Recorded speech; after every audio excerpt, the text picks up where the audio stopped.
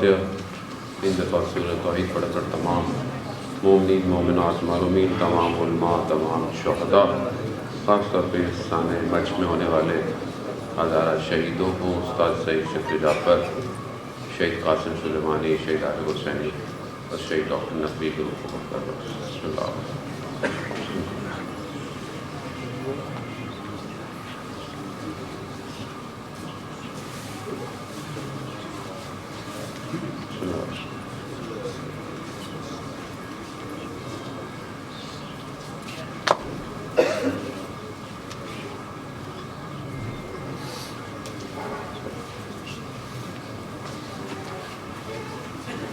امام زمانہ کی سلامتی کے لیے ایک اور دفعہ صلوات ہے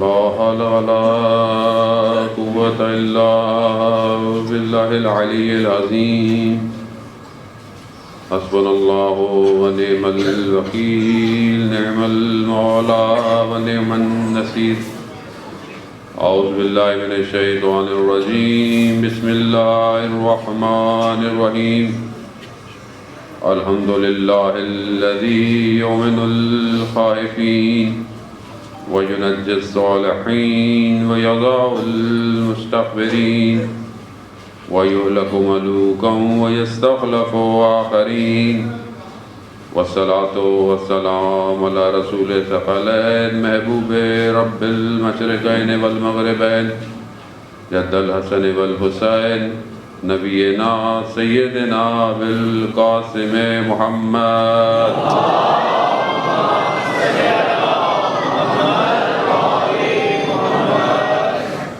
وعلى آلہ الطیبین الطاہرین المعصومین لا سیما بقیت اللہ فی الارضین روحی وارواحنا لتراب مقدمہ الفدا ولعنت اللہ علی اعداء مجمعین بسم اللہ الرحمن الرحیم رب اشرح لی صدری ویسر لی امری واحلل عقدۃ من لسانی یفقہوا قولی اما بعد فقد قال اللہ تبارک وتعالی فی کتاب الحکیم والقرآن المجید وما خلقت الجن والانس الا ليعبدون صلوات محمد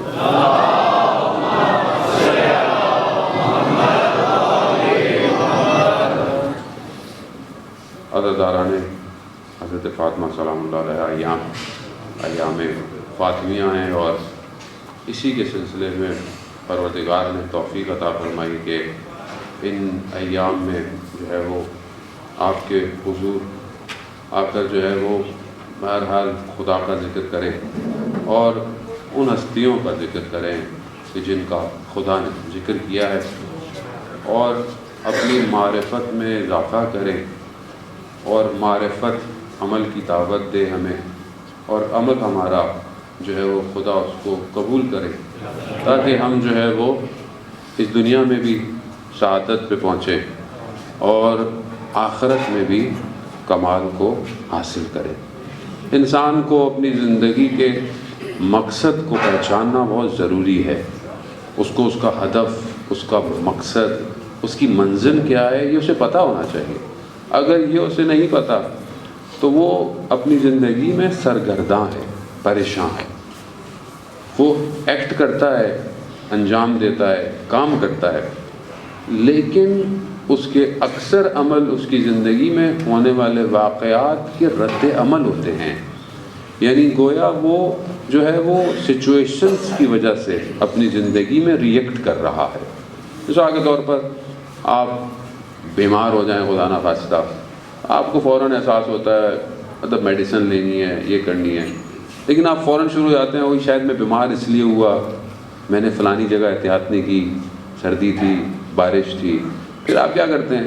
آپ پریکاشنز کے پیچھے بھاگتے ہیں، یعنی گویا کیونکہ آپ پہلے اس سینیریو کو جانتے تھے مگر آپ متوجہ ہی نہیں تھے، جب کوئی کچھ ہوا تو آپ کو ریئیکشن ہوا، پھر آپ اپنی زندگی کو دیکھتے ہیں تھوڑے عرصے یوں کروں، پھر تھوڑی دیر، کیونکہ انسان نسیان سے ہے، انسان بھول جاتا ہے، کچھ عرصے بعد زندگی نارمل ہوتی ہے، پھر ساری پریکاشنز انسان بھول جاتا ہے۔ یہی ہمارے ہر عمل کے ساتھ ہے، یعنی جب انسان مشکل میں پھنستا ہے، پریشانیوں میں پھنستا ہے تو اپنی مشکل پریشانیوں کا حل ڈھونڈتا ہے، کبھی ادھر کبھی ادھر کبھی ادھر، بہرحال آخر میں انسان تھکار کر خدا کی بارگاہ میں آتا ہے۔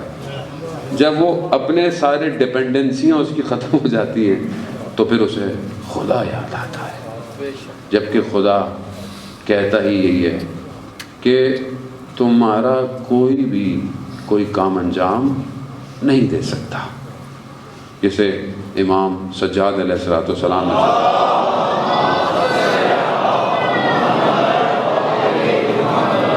نے امام فرماتے ہیں کہ یا غنی الاغنیاء انا افقر الفقراء، کہ اے بے نیازوں میں سب سے بڑے بے نیاز، میں محتاجوں میں سب سے بڑا محتاج ہوں۔ یعنی درود بھیج محمد والا۔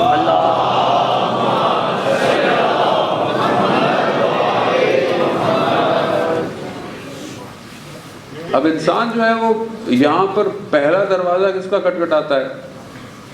پہلا دروازہ وہ اپنی عقل کٹکھٹاتا ہے کہ شاید اس کی مشکل وہ خود حل کر لے گا، اس کے بعد وہ آس پاس کے لوگوں جو بھی جس طرح کی مشکل ہوتی ہے اس طرح سے وہ کوشش کرتا ہے، جبکہ ہر چیز پر محیط جو ہے، جس کا احاطہ ہے، وہ پروردگار ہے۔ اب کیونکہ اب یہ بات جیسے اب آپ بولیں تو اب یہ بات تو سب کو پتہ ہے، وہ نئی بات تو ہے نہیں، جو ہم سب جانتے ہیں، لیکن جاننا اور ہوتا ہے، یقین کرنا اور ہوتا ہے۔ جانتے تو سب تھے لیکن یقین کی منزل پہ پہنچنا، عمل جو ہے نا، ایمان جب قلب میں آتا ہے تو قلب میں آ کر ڈیزولو نہیں ہو جاتا، ایمان قلب میں آ کر اس کے وجود سے ظہور کرتا ہے۔ کیسے ظہور کرتا ہے؟ عمل صالح کے ذریعے، اور جب وہ عمل صالح انجام دیتا ہے تو یہ عمل اس کو یقین کی طرف لے کے جاتا ہے، یعنی گویا ایک شخص جانتا ہے اس مقام پہ پہنچ جائے کہ سب کچھ پروردگار کا ہے، چاہے کچھ بھی ہو، چاہے دنیا ہو نہ ہو، دنیا کے بعد کے معاملات ہو۔ اب جب ایسا شخص اپنی زندگی میں کوئی قدم اٹھاتا ہے، کوئی کام کرتا ہے، تو اس کی کردار اور رفتار میں واضح فرق ہوتا ہے عام لوگوں سے۔ یہ جو ایک منزلت ہے کہ جسے میں سہارا دوں رسول خدا حضرت محمد مصطفیٰ صلی اللہ علیہ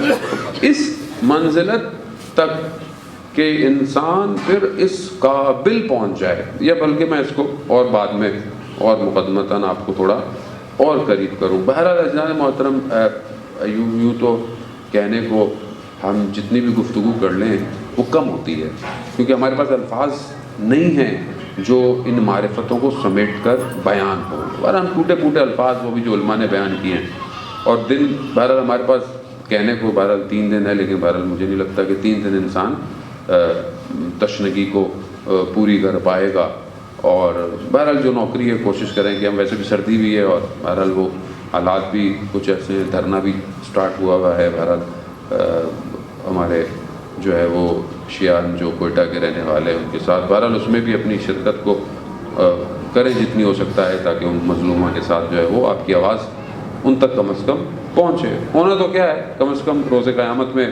کچھ تو آپ کہیں نہ کہیں تو کہہ سکتے ہیں کہ بہرحال آپ کوشش تو کر سکتا ہے اپنے حساب سے جتنی کر سکتا ہے۔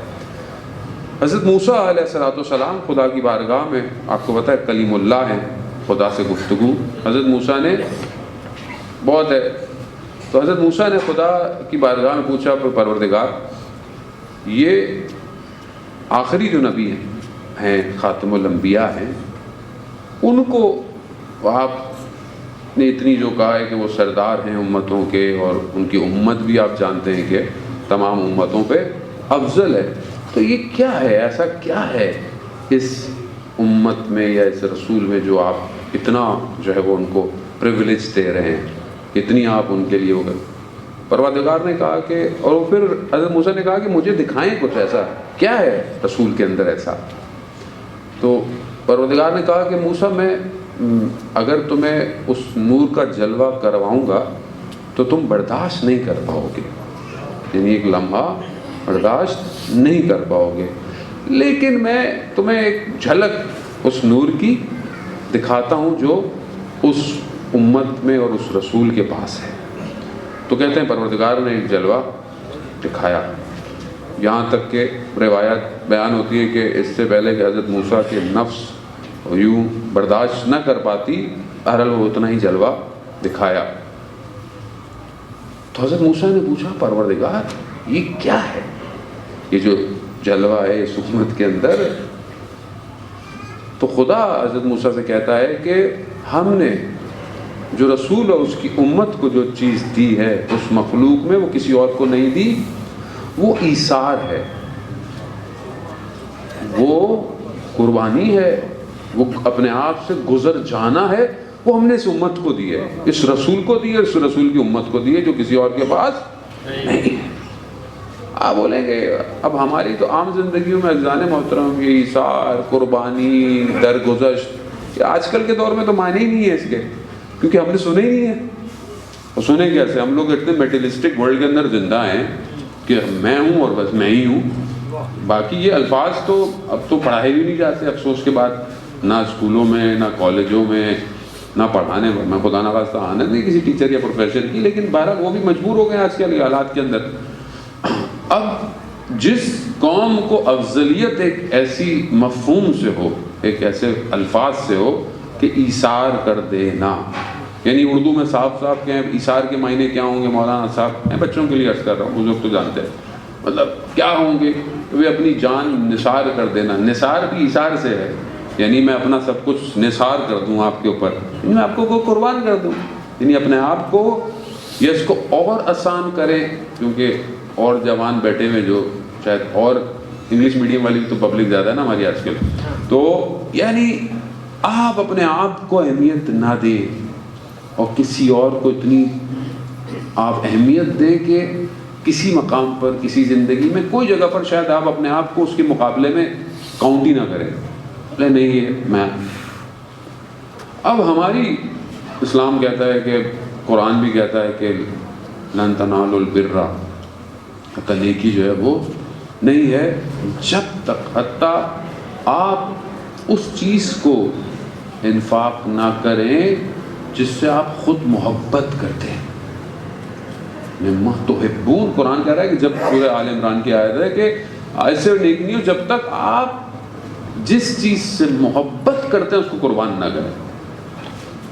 اب ایک صحابی کا واقعہ ہے، مدینہ میں بیٹھے ہوئے، باغ تھا ان کا بہت بڑا، باغ میں ہوائیں چل رہی تھی، پانی بہہ رہا ہے، پھل ہے، تو اس صحابی نے دیکھا کہ یہ باغ مجھے بڑا پسند ہے، ہرا بھرا باغ ہے۔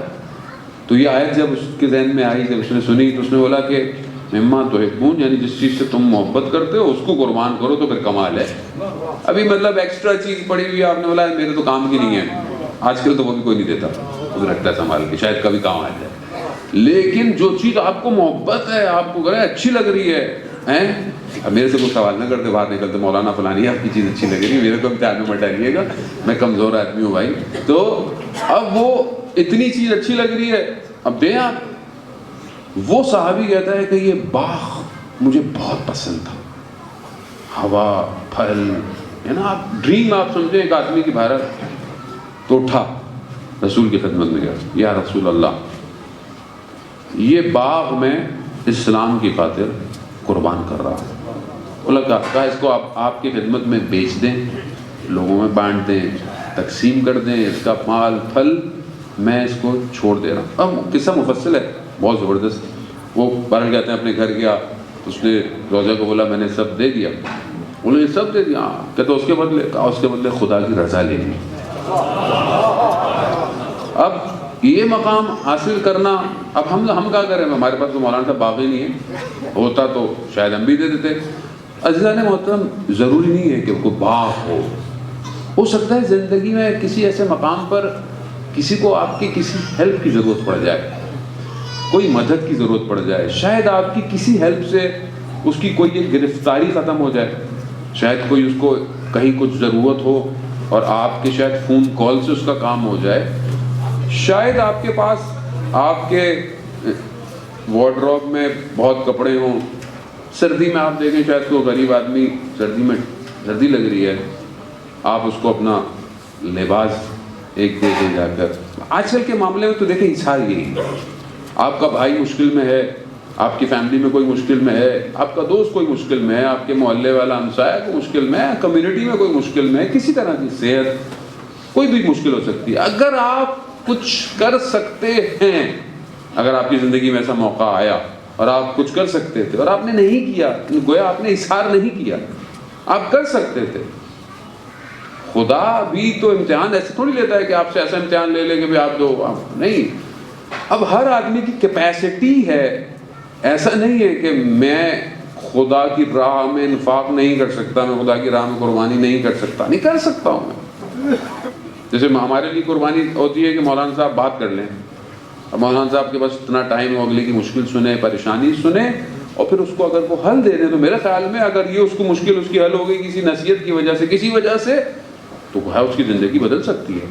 عزیزان محترم, اب یہ جو ایثار ہے, اگر اس کو کمال پہ دیکھنا ہے ایثار کو, تو سوائے ایک گھر کے کوئی گھر تاریخ میں نہیں کہ جس نے ایسا ایثار کیا قرآن کی صورت نازل ہو گئی.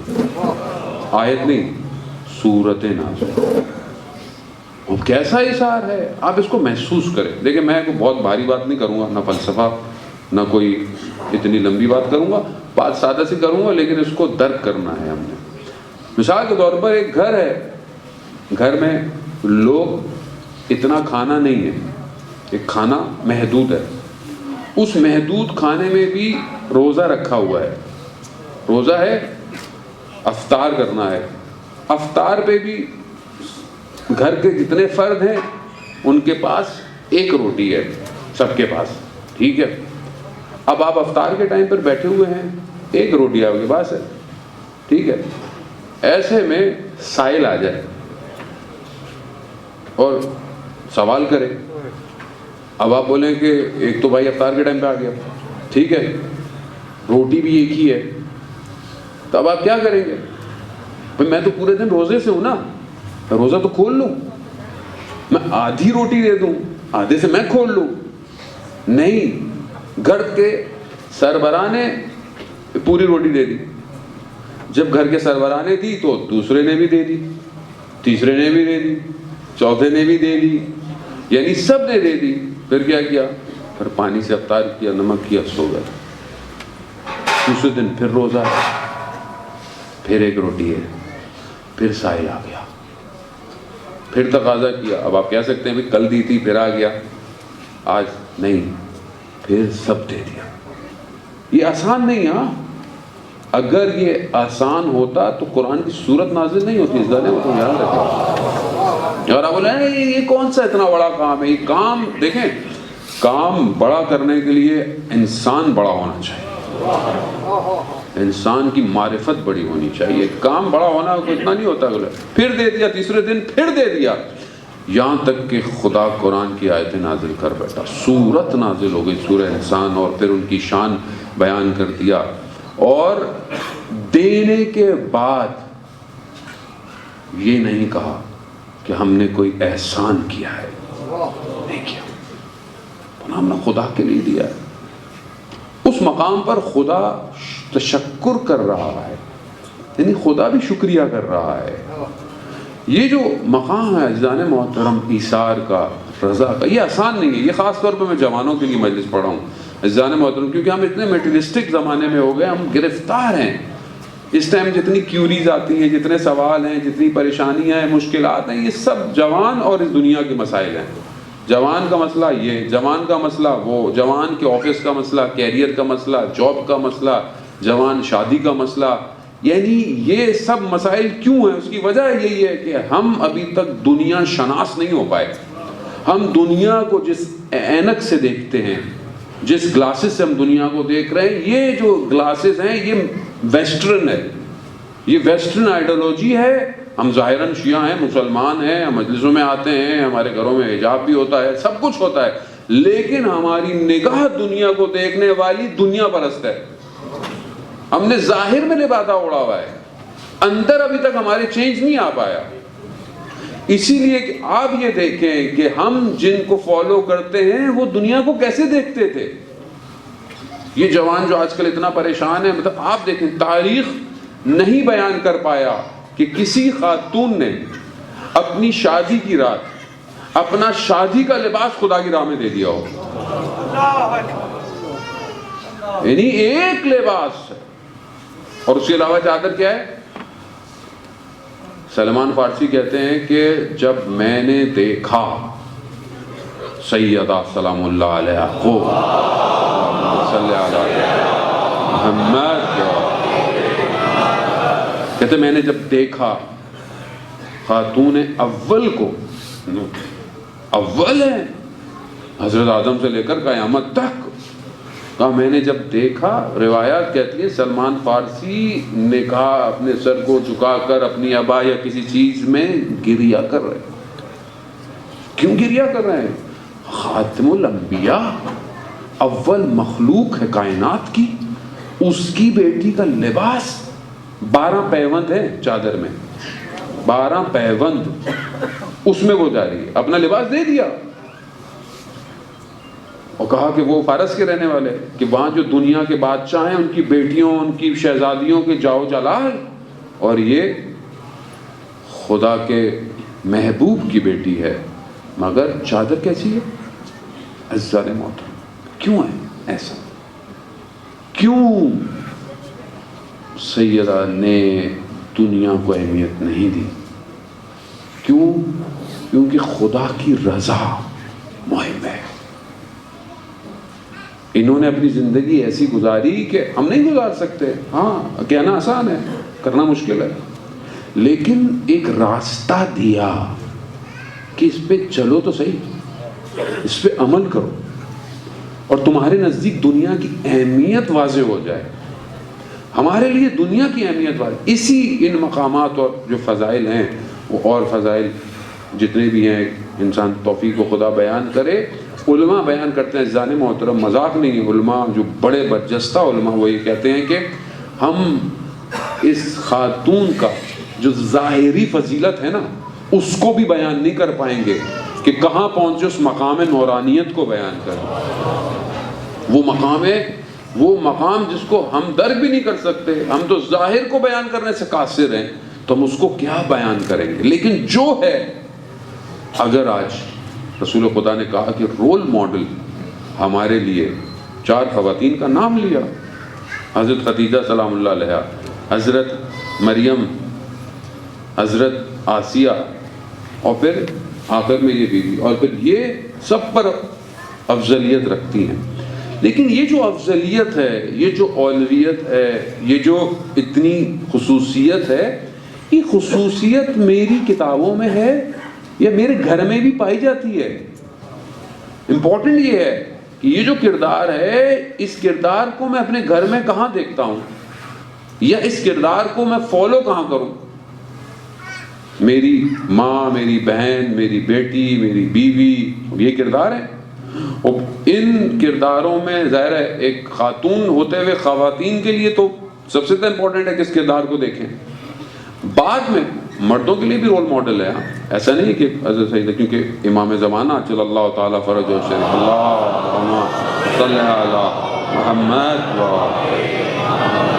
کیونکہ امام فرماتے ہیں کہ میرے لیے رول ماڈل رسول خدا کی بیٹی ہے، یعنی پوری دنیا امام زمانہ کا انتظار کر رہی ہے، اور امام زمانہ کیا کہہ رہے ہیں؟ میری رول ماڈل یہ خاتون ہے۔ تو سب کے لیے رول ماڈل ہے، لیکن ایک خاتون کے لیے بھی ایک کردار ہونا، ایک گھر کے اندر ایک خاتون کے لیے کردار ہونا۔ یہ پہلی رسول خدا جب آتے ہیں لوگ اپنے بیٹی گھر پہ، یا بیٹی جاتی ہے شادی کے بعد، رسول خدا بھی آئے۔